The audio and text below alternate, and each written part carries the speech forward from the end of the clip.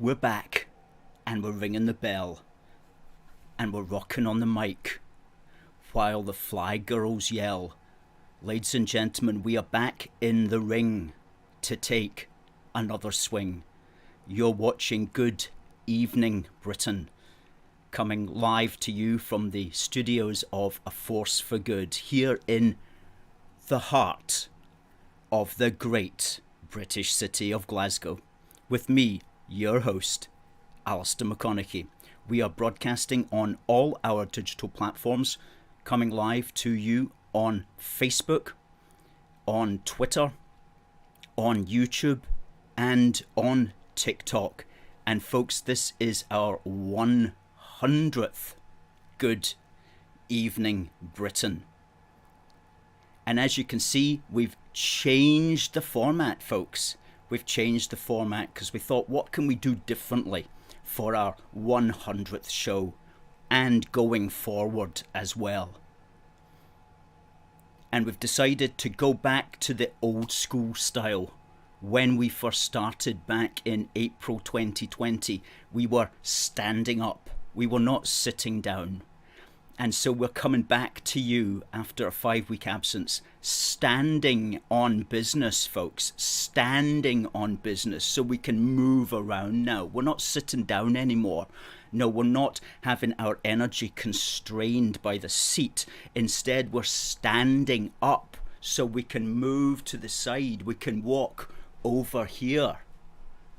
We can move forward. We can walk back as well, and we can walk towards the camera for emphasis. So we're feeling a lot better about this standing scenario now, because back when we started in 2020 with the Saturday street stall, as we called it, some of you have been with us from the very beginning. We were standing, and those were some great broadcasts. So we're back to that style again. And we're changing the setup as well. Today is the eve of D-Day. And so directly behind us, we've got a D-Day flag, which has all the flags of the Allied forces on it.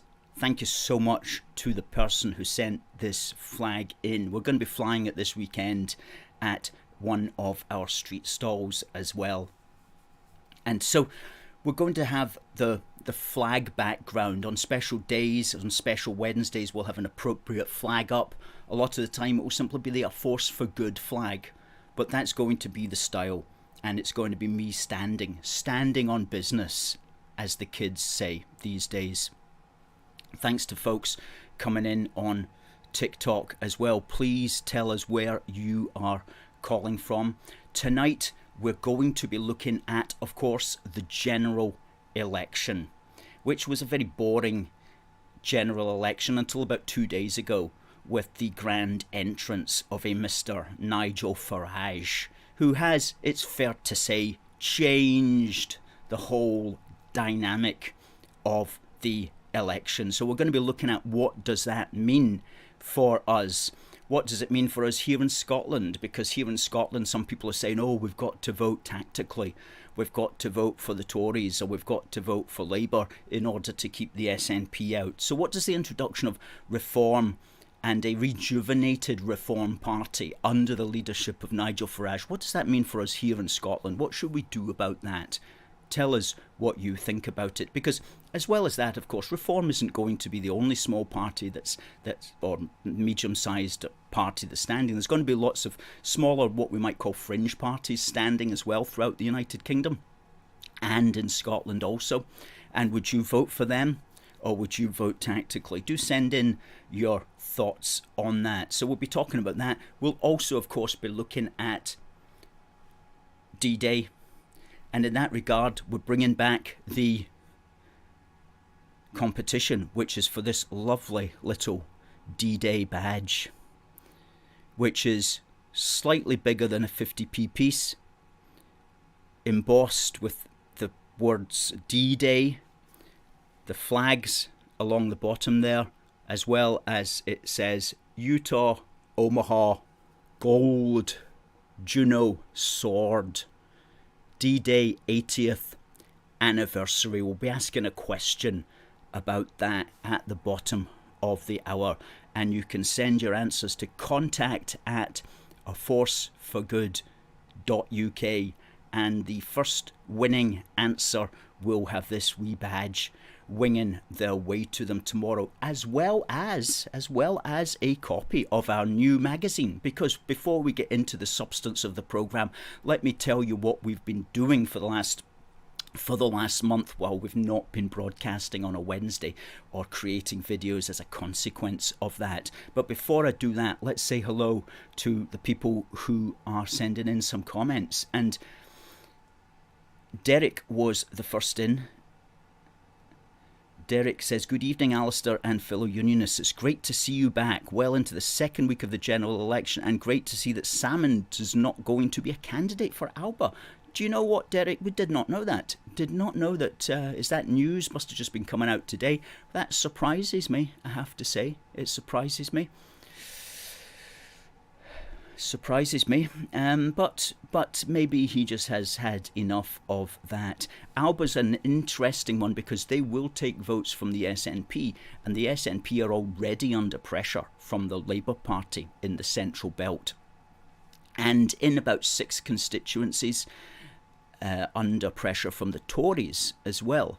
So they do not want to be losing any seats, any votes to anybody. And the introduction of Alba is going to make that happen for them. So they're not pleased about that. But hey, good for Alba, because at least as far as Scottish nationalists go, Alba's got marginally more sense than the SNP. But of course, that's not saying very much at all.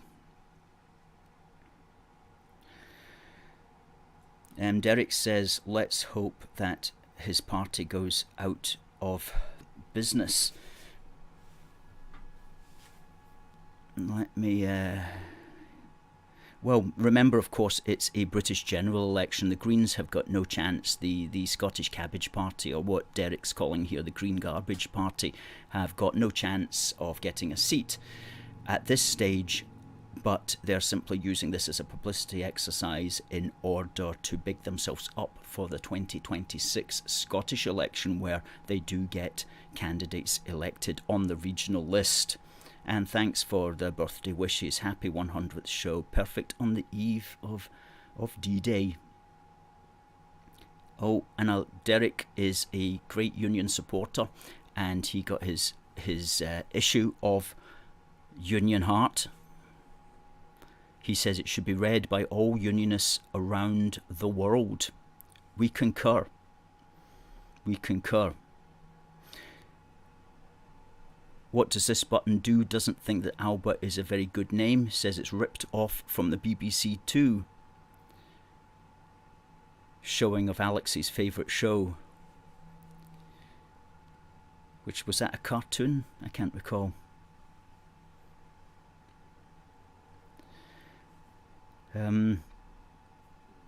What does this button do? May not be a friend of, let's me see. Farage was running away to the US, laughably implying Trump needed his help to campaign, but clearly dumping the UK election well in advance. Yet now Farage is saying that he planned this for months.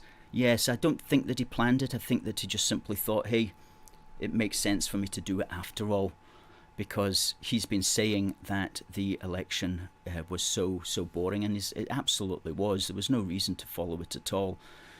But at least he's added a little bit of spice. Kat says, she missed us. Thinking of our D-Day veterans ahead of tomorrow. Fantastic images coming out of Normandy and Portsmouth already. Hey, TC. Hey, Melissa. Good to see you. Nice to see Alan. And to Blue Bear. We're doing all right. Blue Bear. Rise fast, I'm not sure what you mean by that. I'm not going to put it out. Wow. Fantastic. Yes, indeed. Hi to Catherine. And Stuart says, good evening from Elgin. Cool shirt, Alistair. Well, it is. And because I'm standing up, I can actually turn round now as well to show you what's on the back.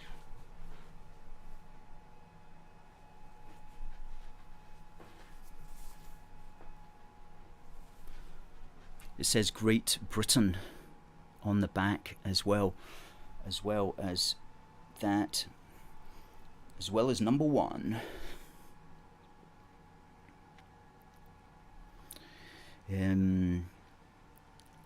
So good. Well, let's go into just simply what we've been doing in the last month. We've done a lot, mainly publishing, of course. We were able to finish up and get published our new magazine, issue 10, Union Heart, Busting Indy Myths, Volume 2. Check that out. What a fantastic front picture that is. That's an amazing picture. That was taken last year at one of our street stalls in Glasgow with the table team there. We're going to be out again this weekend, so if you'd like to join us, please do send us a message. And what this is, it's volume 2 of Busting Indy Myths. And, you know, we've had about 30 Busting Indy Myths on video, and I simply just look at those videos again, I transcribe them or I parse them in some way, and we publish them here. And so this is like another 10 of them. For example, this page is a constant. It's always there because it's such an important myth that we bust. That's when the Nats say that Britain doesn't exist. So we have to have that on every magazine. But here we talk about the SNP's inferiority themes, how Scotland isn't outvoted, how Scottish values and English values and Scottish and English sovereignty is the same regardless of what they say, how union is more likely to make hearts grow fonder, not separation.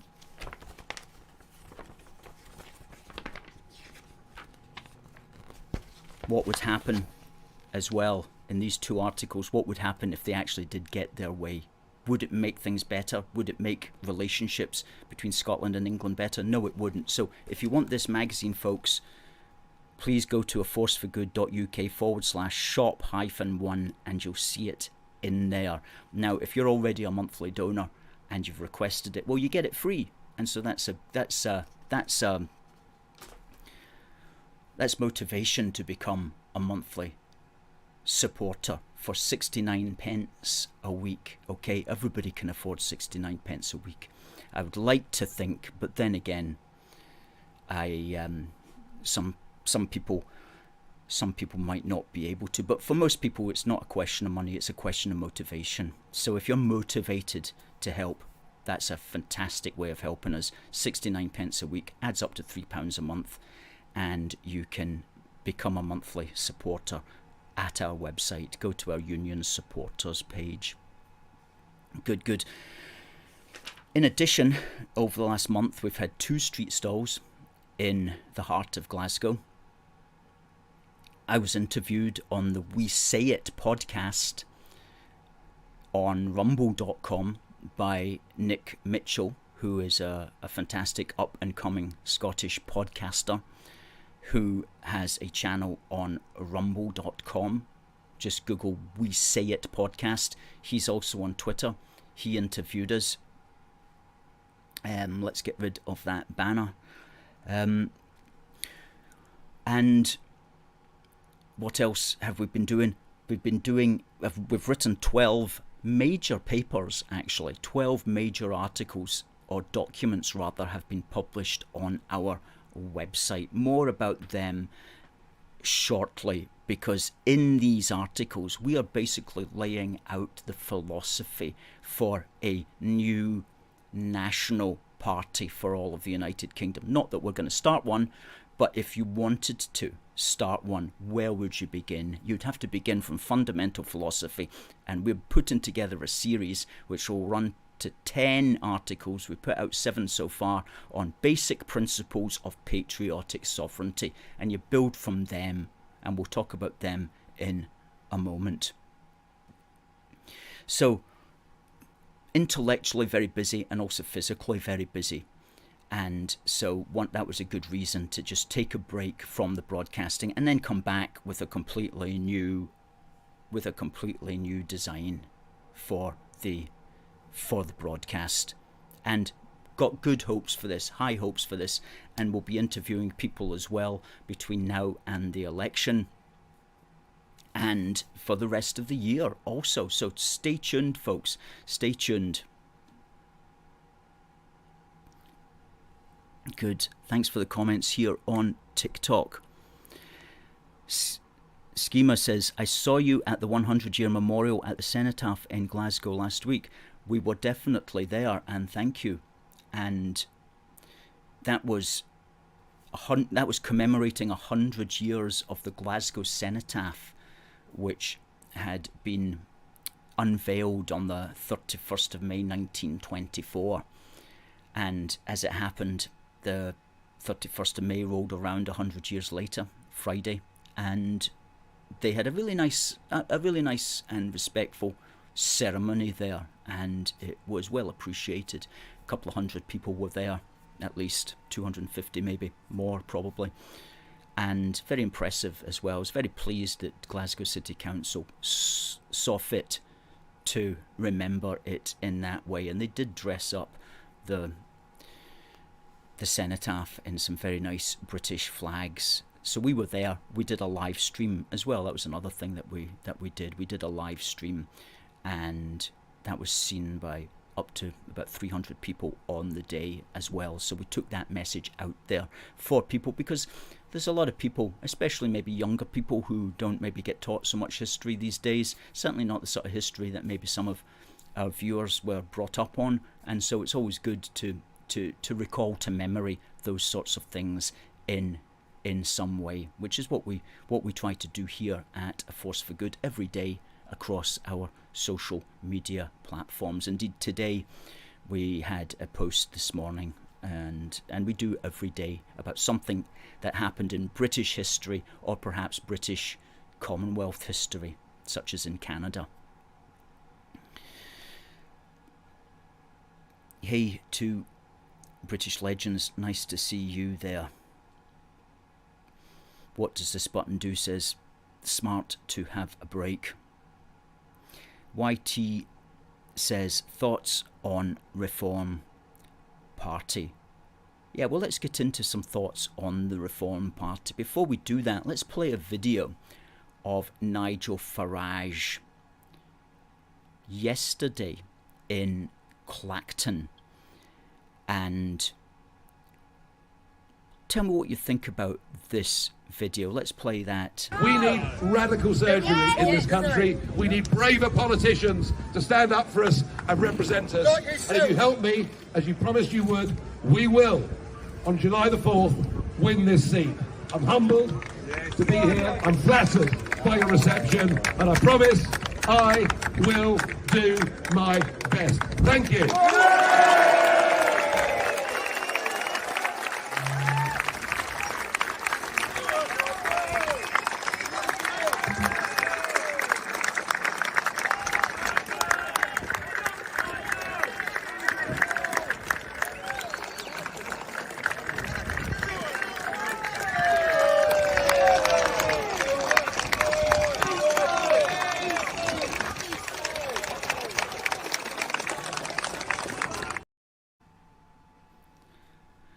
Well, do you know what's notable about that video of Nigel Farage addressing people on the seaside at Clacton is the huge number of people. I personally have never seen a politician on the stump, by which I mean at election time, addressing a rather spontaneous gathering of people that size. That was several hundred people there. Now, you don't see that. You don't see Rishi Sunak addressing anybody like that. You don't see Keir Starmer addressing those sorts of numbers. What you'll see with them is they'll go to a very controlled environment where the audience is made up of supporters and friends of supporters, and they'll give just like a quick rundown of policies for the benefit of the cameras and for the benefit of the media that's there. But you don't see that like old-fashioned standing up on a park bench and shouting at an assembled audience of people. So that's really quite unusual. And so that does say that there's something happening, to use Farage's phrase. There is something happening out there, especially in those parts of England. And Farage is the man to make something out of that in a way that no other politician can. Because when you listen to him, whatever you may think of him, and I'm not saying that I'm supporting the party or we're supporting the party one way or the other, I'm just making a comment that he is an extremely engaging orator. And he does speak in a way that does arrest your attention. And he is also of a type that is able to communicate broadly across virtually all the class groups, which is also very unusual. So his entrance will transform the result of reform. They were, who knows how well they were going to do, but they're going to do a lot better now as a consequence of his arrival on the scene. And this is going to bother two parties.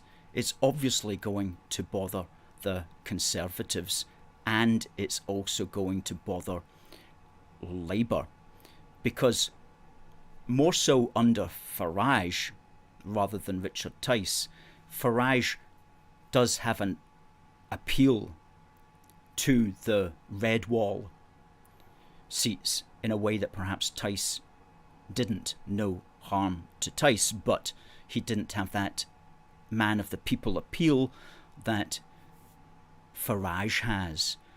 So reform will take votes away from the Conservatives, and they will also take a proportion of votes away from Labour. And Labour are looking to win back those northern seats from the Tories, the ones that remarkably went Tory in 2019 because people thought that the Tories were going to stop immigration. But those seats may swing back to Labour now, since the Tories haven't stopped immigration. In fact, they've encouraged even more of it. So those seats are going to swing back to Labour. But if Farage takes votes away from Labour, they're maybe not going to swing back so hard. So Labour are going to be just as worried as the Tories are going to be worried. And how worried should the Tories be? Well, away back in April, a poll said that the Reform Party could cost the Tories 50 seats. Now, that was when Tice was still the leader, of course. And they were talking about 50 seats. More recently, another poll found, this is late May, previous analysis for The Telegraph by the polling group More in Common found that if Reform secures 9% of the national vote, the Conservatives will win 35 fewer seats. But if it won just 5% more, which is 14%, if it secured 14% of the national vote, a level at which it has consistently polled in recent months, then the impact would be even starker, costing the Tories 64 members of Parliament. These are very serious numbers, and so it probably will hit somewhere around at least 10% of the vote, probably higher. Possibly really not enough to get any members of Parliament, although Farage might get his seat.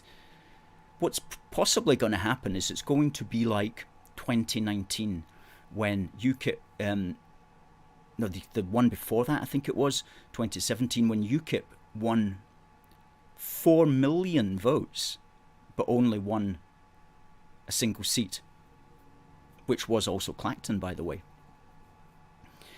So that could happen again. That they take massive numbers of votes, but because of the first past the post system, they don't actually get a seat. But they will take enough votes to cause real trouble for both the Tories and for Labour. So that's a very interesting dynamic. And Farage's Farage's entrance into the scene is only going to compound the problems for the mainstream parties. Fair enough, quite frankly. The mainstream parties deserve to have problems compounded. The mainstream parties are responsible for the situation that we're in at the moment. Goodness me, the situation is totally absurd.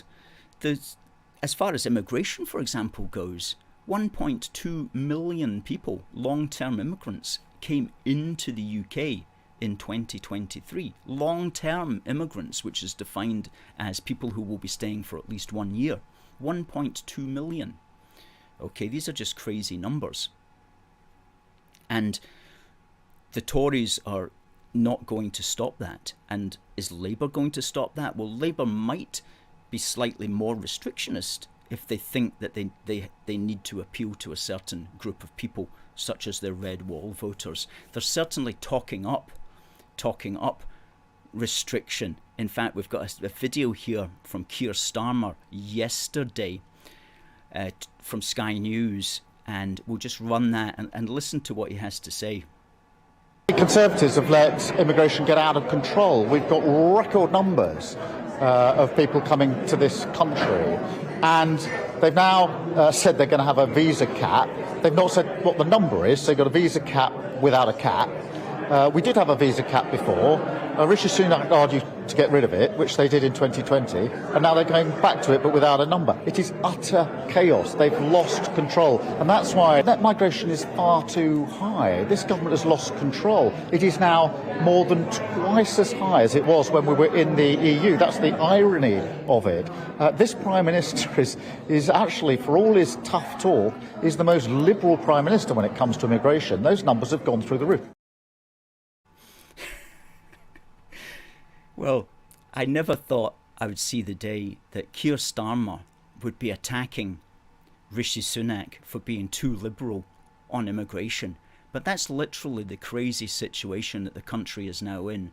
We have a left-wing Prime Minister who, let's face it, is an open borders enthusiast. He's even saying that the Conservatives have gone too far. So what does that tell you? It really tells you that the Tories are probably finished at this election. And I don't want to insult any Tories who are watching, but goodness me, it's talk about ruining your own nest, which is what they've done. It's just beyond belief. Now, don't get me wrong, I don't think that Keir Starmer is to be trusted any more than any of these other mainstream politicians, but at least he's making these noises, and at least there's going to be red wall voters who have always wanted immigration controlled who are going to say, well, there you go, he must be my man. So what will also happen, of course, is because of that, Farage will ramp up the restrictionist rhetoric, the pro-immigration control rhetoric as well. And Farage will actually shift the window more towards more restriction. That's another good thing that Farage and Reform will do, is they'll move the debate towards more restriction. They're not going to move the debate leftwards, as it were. Keir Starmer is not going to move leftwards on this issue. He's going to move rightwards where he thinks that the votes are. He's going to move to make sure that he doesn't lose to Reform, that he doesn't lose voters to Reform. And that's good as far as those of us who want restriction and to control and indeed to stop immigration and to bring the levels way, way down, which, as Starmer alluded to there, can easily be done by simply putting a cap on visas, whether these are work visas or whether they are study visas. And you say no more than 20,000 work visas will be issued. And once they're issued for that year, nobody else gets a work visa. And it's easily done, and that's how it used to be done. But all of that got scrapped. Who scrapped it? Boris Johnson. And that's why the levels have just gone flying up. And one of the reasons the levels have gone flying up is because of the measure for the health of the economy which is used. And let me just touch on this briefly. But the British economy, when you hear, oh, it's growing, what do they mean by that? What they mean is GDP, gross domestic product, is growing. And apparently that's meant to be a good thing. And they go, oh, well, the economy grew by 1% or something like that. And but what's the measure of that? The measure, gross domestic product, is simply all the economic activity added up into one big bundle. So, for example, if a nuclear bomb hit London tomorrow and suddenly the British building industry had to be thrown into action to rebuild London, GDP would go through the roof. We'd have the most amazing growth. We'd have the most amazing economic growth, and everybody would be going, well, it's quite good that that bomb actually hit, because what that means now is that we've got great domestic product. The GDP is going through the roof. Isn't this wonderful? So obviously GDP is a stupid measure to use for the growth of the economy. Similarly with immigration, as you bring in more people, that creates more economic activity, and so the GDP rises again. But what does that actually mean in reality? Well, it means in reality you can't get a seat on the bus into town. You get hit by a Deliveroo army guy on a electric bike on the pavement.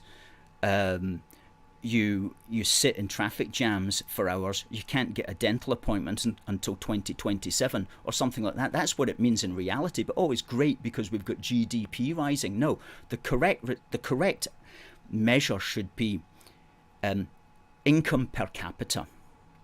Okay, because you can have GDP rising, but everybody's personal income can be falling or standing still. So if you use GDP as the measure, you have to have more immigration. You have to have all these people coming in, because that will make GDP rise. However, if you use income per person as the measure, then in fact you don't need anybody coming in. That's a critical point. And so for those moving forward who want to control immigration at the moment is justified through the economic measure of GDP. That has to get thrown in the bin, and you have to use income per capita. And when you use income per capita, you do not need to have more and more immigration, and certainly not at the level that we have it today. So you see how just a little twist of the economic measurement can actually change reality. We wrote an article about that. That was one of the articles that we wrote in the last 4 months.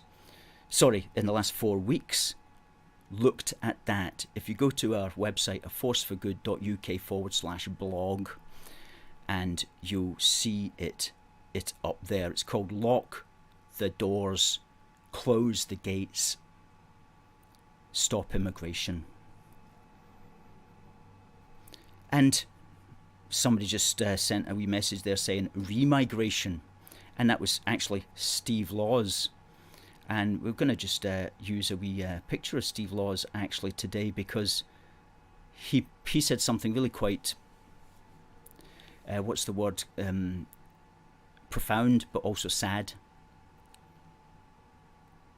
Yesterday, while our D-Day veterans were heading across the Channel in one direction for the 80th anniversary of the Normandy landings, coming the other way were hundreds of illegal immigrants invading our shores after leaving France.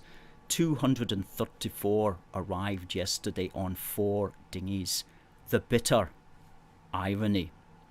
That's the word, the irony, the bitter irony of that. And that shouldn't be forgotten. I mean, there was a day and age when, not so long ago, when men would volunteer and fight and die to defend these shores.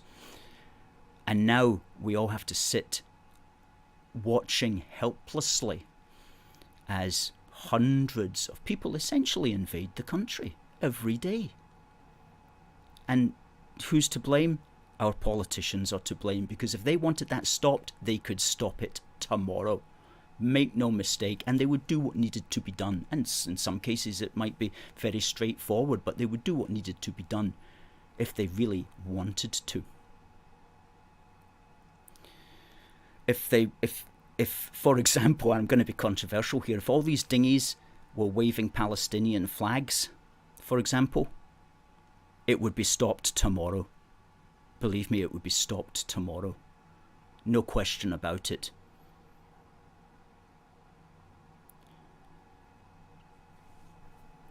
So our politicians don't want to stop it. And that's where groups like Reform, as well as these smaller parties as well, I'm thinking of the Heritage Party, who are very strong on closing. Well, I don't know how strong Reform is actually on its immigration, but at least it wants to stop it, and it's making the right moves. Maybe we could get somebody from Reform, if there's anybody from Reform watching, who maybe is going to be a candidate. If you'd like to appear on the show, please do so. Contact us at contact@aforceforgood.uk, and we can have you on next week if you'd like. If you're going to be a Reform candidate, please contact us and tell us what you think about Reform's immigration policy, and indeed what it is, because we don't know. They had this idea of net zero immigration, which means that the population doesn't rise, theoretically. So if 100,000 leave, then 100,000 should come in, and that will keep it level. Well, that's not good on a range of reasons, because very often the 100,000 coming in are going to be having lots of children.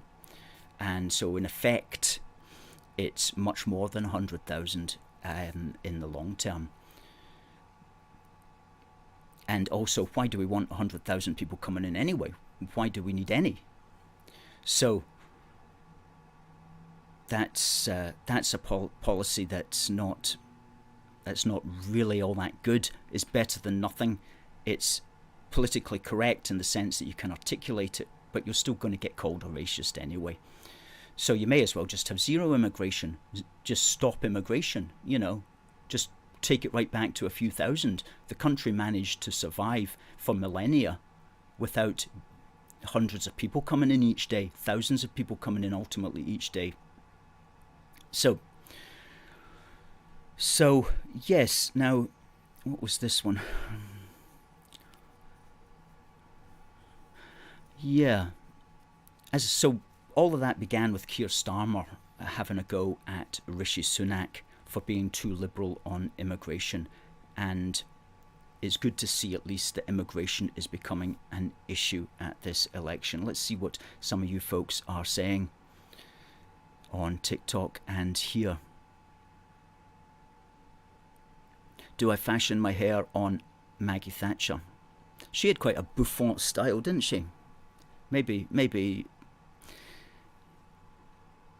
you think so, but no, I don't.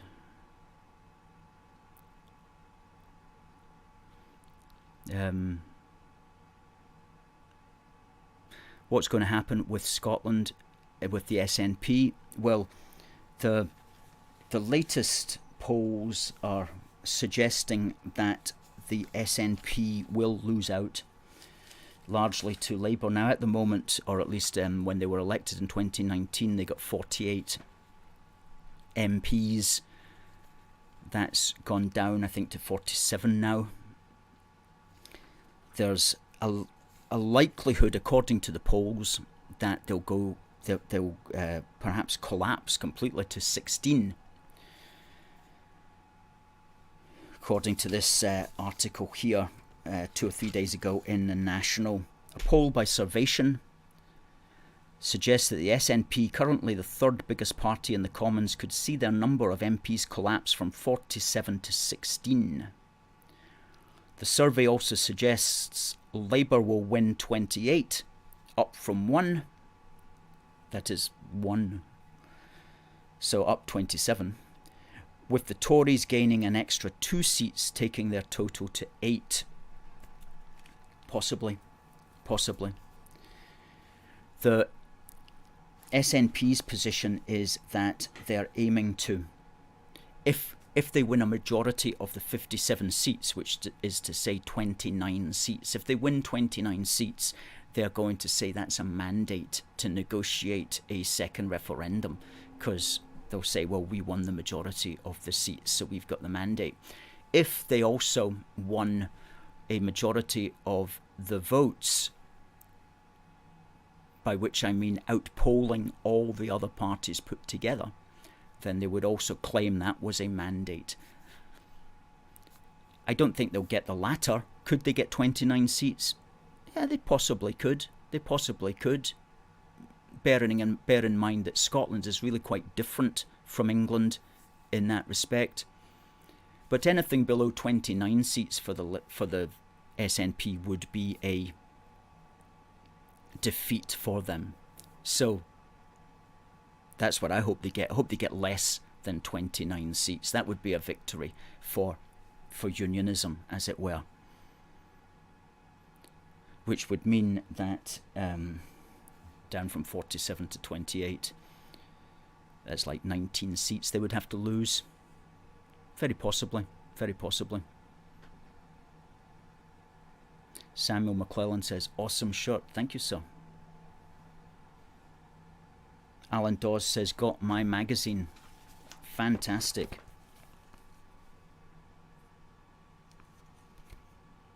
Screenshot.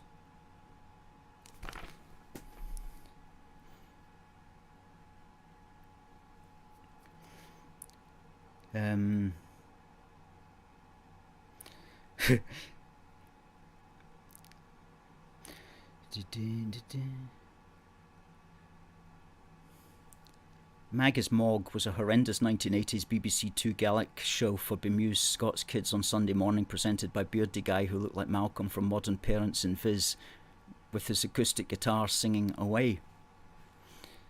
And that's where the name Alba apparently inspired Alex Salmond.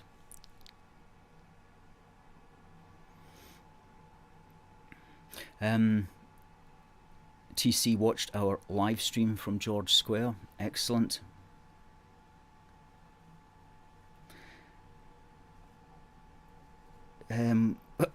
So Catherine says she likes Farage. He's a gentleman.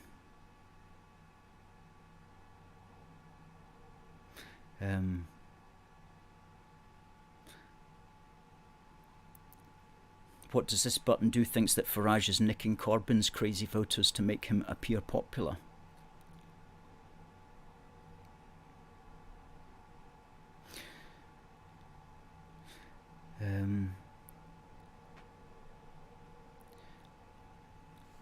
Ben says listening to Keir Starmer is like listening to Zippy.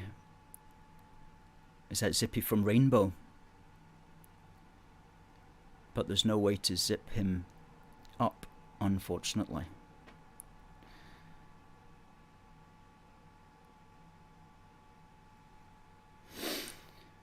What does this button do? Thinks that Farage should attack Labour more instead of just attacking the Tories. Well, I think he should attack Labour more if he wants Labour voters. That would make sense. Eric doesn't put any faith in what Starmer is saying. Starmer is just speaking words. He has no intention in dealing with illegal immigration. He depends on them. It is a worry the extent to which, if Labour win, the extent to which he is going to encourage the numbers to come in, and especially, perhaps, even change the franchise to allow voting by residence and not citizenship, which is what we have in Scotland for Holyrood elections. Not many people know, we also did an article on this in the last 4 weeks about citizenship and how it's a core element of patriotic sovereignty. And in Scotland, you don't need to be a citizen to vote at Holyrood elections. That's absurd, utterly absurd. And unfortunately, the way it goes in Scotland, it seems to go in Westminster also.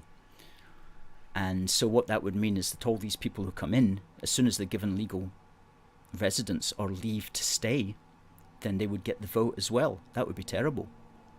And that's just something that's right up Labour Street, unfortunately. So we've got to be thinking about that as well before we vote for Labour. Now, I did say that we had a question tonight, and it's about D-Day. And I just want to talk about D-Day for a little moment now. I'll ask a question shortly, and the winner will get this badge. Now, this is a quality badge, by the way. Quality badge.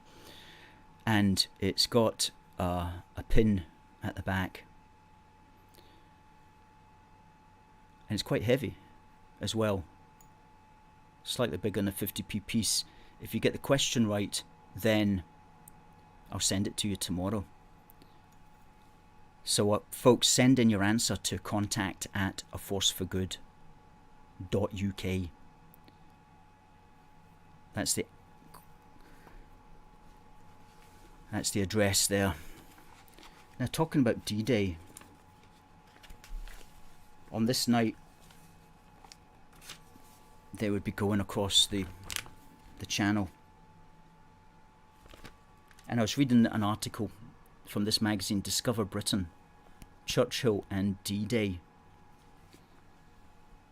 on this day in British history indeed.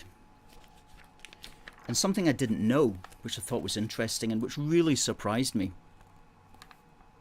Churchill was wanting to be part of the invasion.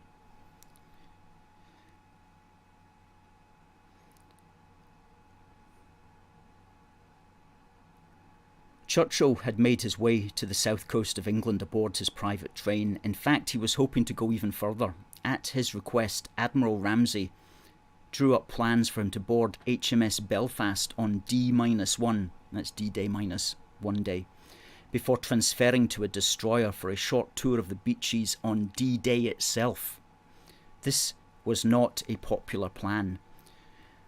Surprise, surprise. The Supreme Commander, General Eisenhower, and the other military leaders did not want the added burden of Churchill anywhere near the action. Of course not.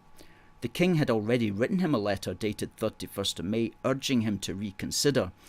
Now George VI writes again with a second appeal, quote, not to go to sea on D-Day, close quote.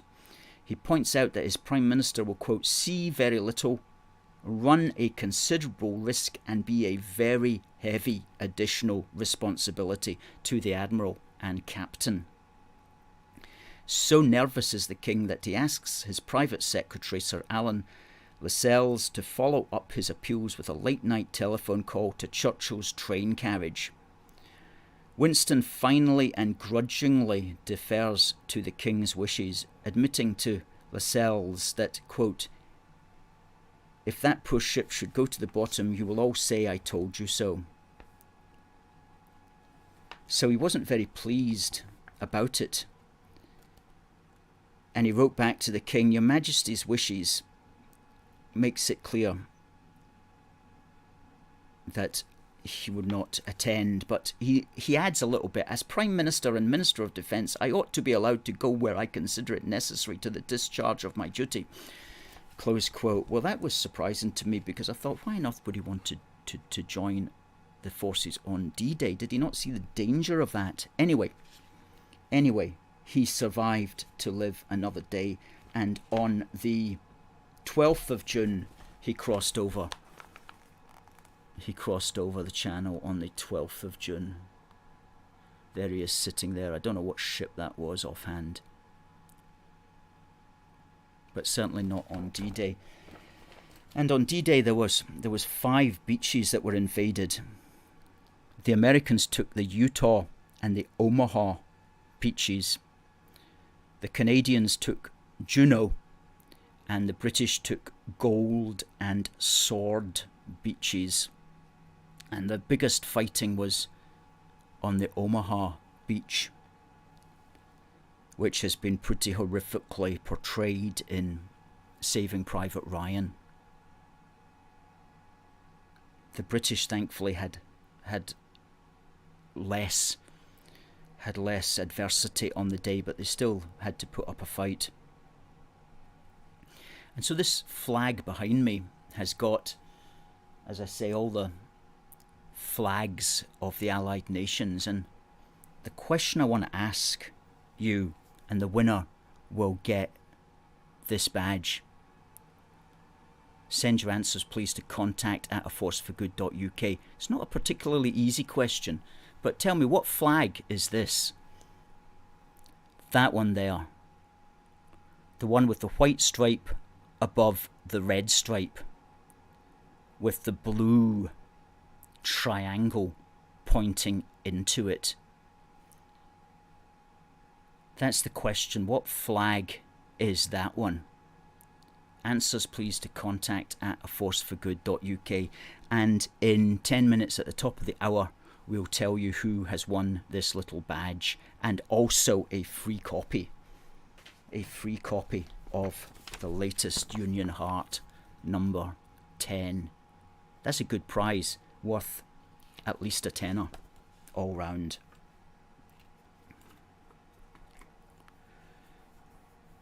Great stuff, folks. Great stuff.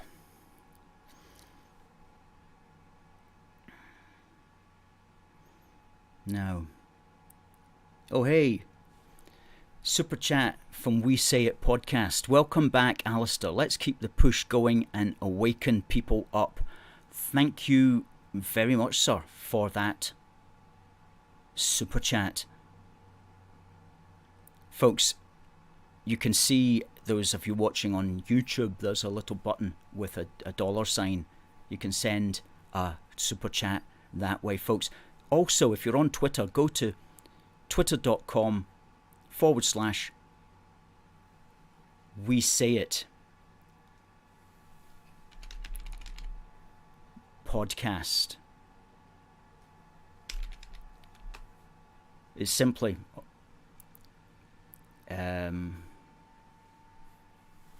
let me just confirm the address. Yep. Twitter.com/WeSayIt Podcast, all one word. And please give Nick a follow. And if you are on rumble.com, go to rumble.com and search for WeSayIt Podcast. Nick's there as well. He's doing sterling work. And what we've got to do is, those of us like Nick and A Force for Good and others in Scotland and in the UK who are providing these alternative platforms and this alternative comment, please support us by simply watching us, by giving us a thumbs up, by giving us a repost, by subscribing to our YouTube channel, by following us on Twitter, by sharing us on Facebook. All of these ways just helps us to get the message out, and that's so important because we are up against massive amounts of money as far as the mainstream media is concerned, and us guys, we're just doing it from the goodness of our heart. So thank you, Nick, for that support. That's really appreciated. WeSayIt Podcast.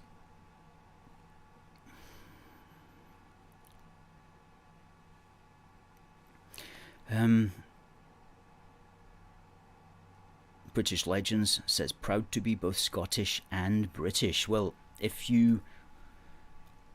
anybody watching in who's likes to be Scottish and British, we've got a range of t-shirts and hoodies that say Scottish and British, which are available at our Teespring store. We'll put up the link to the Teespring one as well. Unfortunately, it's not a snappy link, but we'll keep it up there.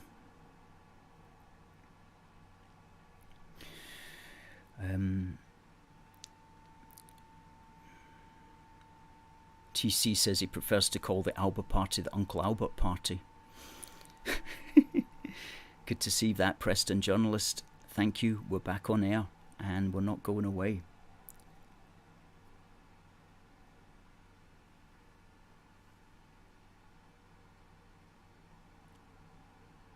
Alan Newton says his cat would do a better job than Labour or Conservatives. Stuart says he loves Churchill.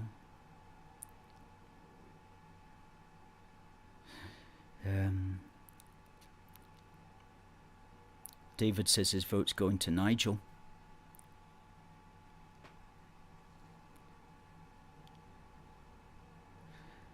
What does this button do? Does not appear to be a Farage supporter. Getting the message loud and clear, sir.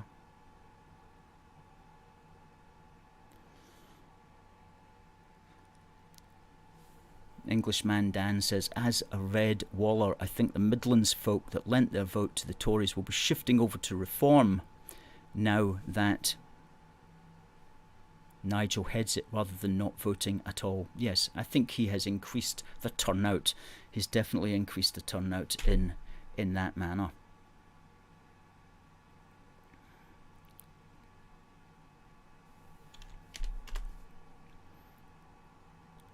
Which is very good. Next week, because we've really only got an hour, next week what we're going to talk about is what will happen if the Tories get absolutely decimated. Because there are people who want that to happen, because they think that if that happened, then this would somehow ensure that a new real Conservative or right-wing, or whatever you want to call it, party would manifest in its place. And that might happen. But it equally might not happen. Because the Conservative Party is a very powerful party which is well connected as far as British and international money is concerned. And at the end of the day, politics is really about access to money. And without access to money, these political parties wouldn't exist. Like Labour and Tories wouldn't exist without their millionaire donors. They would be like these smaller parties, relying upon Joe Bloggs sending them occasional £10 super chats and things like that. So unless an alternative party had access to those millions and millions of pounds and had people who were not holding them to ransom in that regard, then alternative parties wouldn't necessarily arise. So it's an interesting question. There's ways of looking at it from both sides. And we'll just have to see how it happens. And of course, after the 4th of July, we'll have a much better understanding of where the chips have fallen. But the idea that a decimated Tory party would give way to suddenly a new party of the right isn't necessarily correct. It might happen, but it would depend upon what the millionaires wanted. And the millionaires want their pound of flesh, as they say. So it wouldn't necessarily happen. But there's a lot to talk about as far as that's concerned. It's not something we can go into in the last minute of this show. Now, we asked a question. We said, what flag is that? And we have a winner of the thing. We said, what flag is this? The red and white stripes with the blue triangle. And the answer was the Czech Republic. And the winner is Eric Simpson. Mr. Simpson, thank you very much. What I suggest, sir, is please could you use the same email and send us your address to which we will send you this tomorrow morning. Well done, Eric. Well done, sir. And thank you to the 263 people who are watching at this stage. Hope you liked our new look. Hope you liked our new direction. Standing on business, not sitting. Backdrop right up close to us. We tried the green screen thing, but even with a properly ironed green screen, when I was moving around, my hand is just going out of focus. I had green around my perfect bouffant hair here, which was just spoiling the look entirely. So we decided we'd hang flags instead. And this is a great one, and thanks to Derek for sending this one to us. Catherine says, congratulations, Eric. Christopher says, well done, Eric. We say congratulations, Eric. Christopher says the backdrop looks fire. And Eric says, thank you. You're welcome, sir. Good stuff. Well, it's been a good show. Very pleased about it. Probably have a guest next week. So until then, it just remains for me to say thank you to everybody who's watching. Please share this around. God bless the United Kingdom, and God save the King. See you next week.